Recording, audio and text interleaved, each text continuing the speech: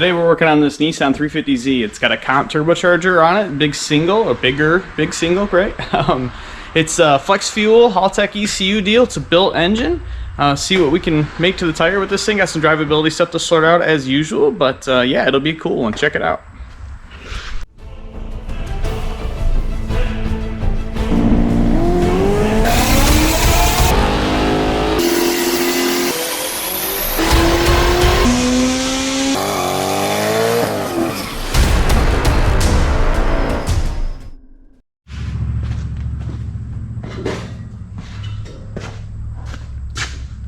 Alright, here's this Z. I don't, never been a fan of these, but I've been working on a few of them lately. Honestly, I haven't liked them because of how compact the engine compartment is. Check this out if you're not familiar.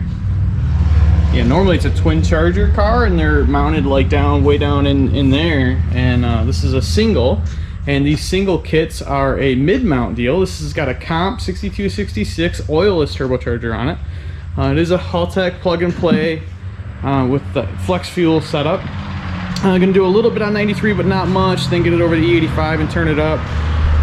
Don't really know what we're gonna make for goals. It's got plenty of injector. We only got a -6 fuel line on this thing, so that I'm a little concerned with. But yeah, we'll see what's shaking with this thing, see what we can put down on the tire, and go from there. Look at what we're gonna change for next time. He's got plans to make more with it, so I'm gonna try to help him with that best I can. But I'm gonna dive into this and see what it means.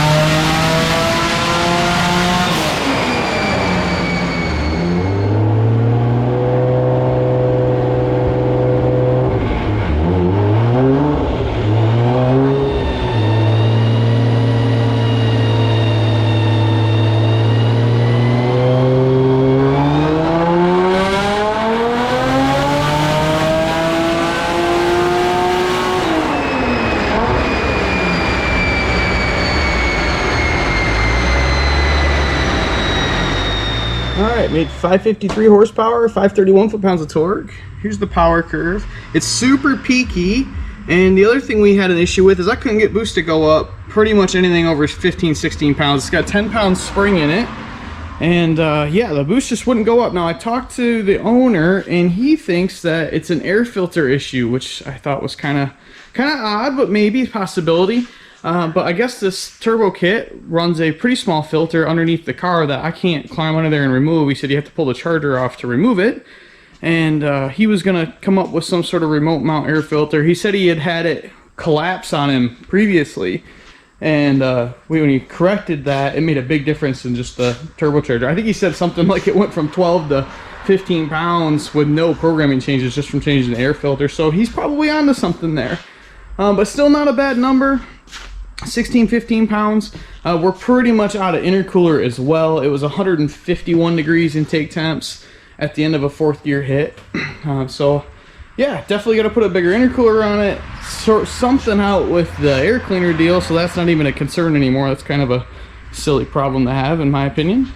And then yeah, get it sorted out after that. We got, like I said, we got plenty of fuel system. Again, the -6 line being my only concern there, but plenty of injector. It's got a 525 pump in it, I think that one of those Hellcat pumps. So we got plenty of fuel if we upgraded the line to an 8. And yeah, hopefully he can get those issues sorted out.